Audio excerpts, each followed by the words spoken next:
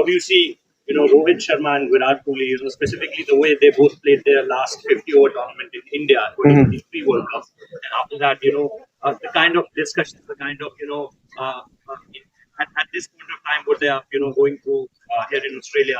Do you think that what happened here is not going to influence, this specific tournament as far as their mindset and the form is concerned, specifically Rohit Sharma, the captain? Yeah, I don't think it'll play really a part at all with Rohit Sharma and Virat's impact in one-day cricket. It's going to be different conditions where they're playing in Dubai. It also, one-day cricket does really free them both up as well. Virat Kohli is an absolute master of one-day cricket. Yes, he's a master of all formats, but especially one-day cricket. You see his extraordinary numbers over a long period of time, averaging around 57, a strike rate of 93 over a long period of time. It's crazy to think the control that he has over his innings, and we'll see that again in the Champions Trophy. Rohit Sharma, like we saw in the One Day World Cup, when he was at his very best, he was taking on the game, and it's more difficult to be able to do that in Test cricket. Well, I suppose unless you're Sam Konstas, then you sort of do that. But outside of that, it's more difficult to be able to do that. And Rohit Sharma hasn't been able to find that balance here in Australia. But when he goes over the batting in one-day cricket, he lets loose. And when he lets loose, that's when we see the very best of Rohit Sharma. So I'd be very surprised if he doesn't perform really well in the Champions Trophy, knowing that he probably doesn't have a lot of time left, whatever that is, but a lot of time left in international cricket. So I'm sure he'll let the handbrake off. Shane, quite a spectacular debut at the NCT. Sam Konstas, he said one of the people he expects to see a message from. Your name was top on that list. What was that message, if at all, you sent to us? And how taken away were you when he protected that ram shot of Bumrah and the way he handled the Virat Kohli shoulder bump? Yeah. Look, he's a special young man, and I've been very fortunate to have been spending a lot of time with him over the last 4 years as he navigates his journey through to the top of where he is right now. He's certainly someone who's desperate to be as good as he possibly can be. He'll leave no stone unturned, and that's the reason why I've really enjoyed spending time with him and helping him along his journey. Look, there's no doubt that I understood what his game plan was. Well, plan A was anyway. So when plan B sort of kicked in quite quickly within a couple of overs, that was a little surprising. But the one thing that we've always talked about is trusting his gut. I've done majority of the work that I've done with Sam Konstas has been around the mental side of him as a performer.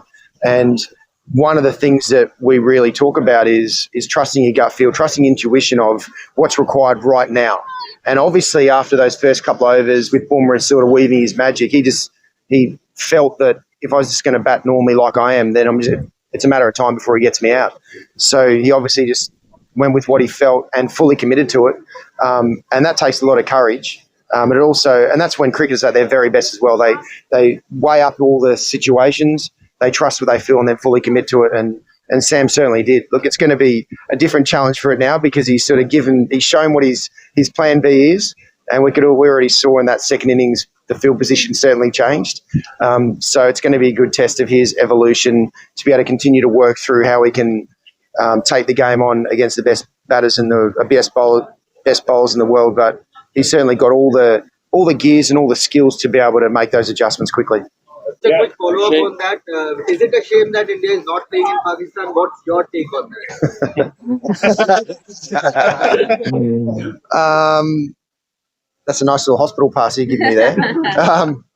Look, in the end, it's unfortunate that things have worked out that way, for sure. But there's no doubt that what everyone loves seeing, watching, is the India-Pakistan games. Whenever they come together, whether it's an ICC event, it is a really special time because we've gotten a sense of what's on the line.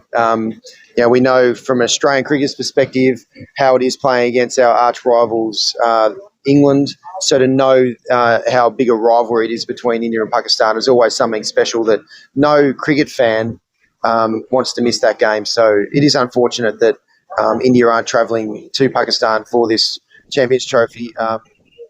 But unfortunately, that's the way it is, right?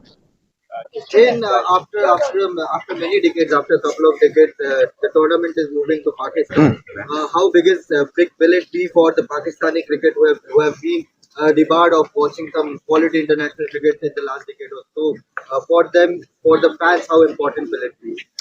Oh, it's going to be huge for the Pakistan cricket fans to be able to have an opportunity for world class cricket to be able to be in the country. It's certainly, I was very fortunate to be able to experience it in a slightly smaller scale, playing the Pakistan Super League in Pakistan, and that was my first experience going back to Pakistan. That was in 2019 after my previous experience in 2005, and that was really one, to be honest, that's one of the highlights of my career. One of the best weeks that I had was going to Pakistan for the first time for a long time and seeing just how much love and joy they have for the game of cricket. And obviously they've been starved of world-class live cricket. So for now, an ICC event to be able to be in Pakistan is just, the country is just going to light up. It's going to be so beautiful for the Pakistan people to be exposed to live the best cricketers in the world playing in front of their own eyes. So, yeah, it's really going to be a special tournament for sure. Yes, bilateral ODI are becoming a thing of the past right now. So much of franchisee cricket. We don't see too much of ODI cricket, and there is a marquee tournament that's the 50 over World Cup. So where does Champions Trophy find its place happening after 8 years? And do you see the relevance of Champions Trophy remaining as it was during the time when you played and Australia won the championship?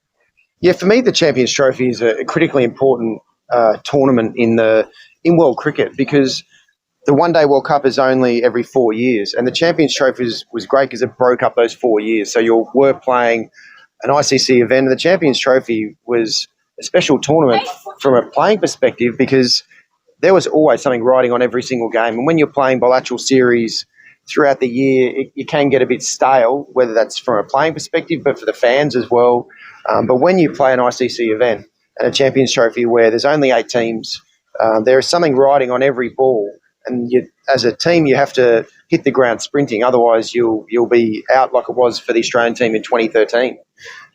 So it's an awesome tournament. Look, I've got incredible memories from my first Champions Trophy in 2002 in Sri Lanka, and then 2006 and 2009, which we won. So look, I've got incredible memories as a team, but also individually as well. With for me, that was the time where I was able to put in some performances that solidified in my own mind that I had the tools to be able to perform for Australia against the very best. To follow up that question, how do you see the future of ODI cricket? Now you just has asked that now bilateral ODIs are not happening. People are more accustomed to T20 cricket.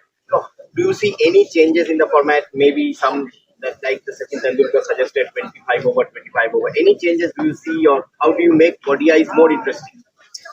Look, ODIs are very interesting when there's something riding on every single game, and that's where the Champions Trophy provides that. That's from a playing perspective. The players love playing in those games, in those tournaments, but also the fans love watching those because they are fully engaged in every moment of every game, because if the team gets it slightly wrong, then you're out of the tournament.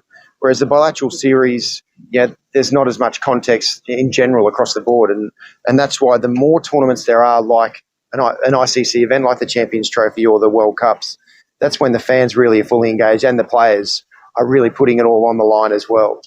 There's no sort of cruise control at all in a Champions Trophy or an ICC event. So, yeah, for me, that's the way that you keep giving one-day cricket the energy that it needs. Because it is a great game. It's a great format. It provides that balance between Test cricket and T20 cricket. We never want to lose the format of one-day cricket, but there needs to be context as often as possible, and that's where the Champions Trophy certainly provides that.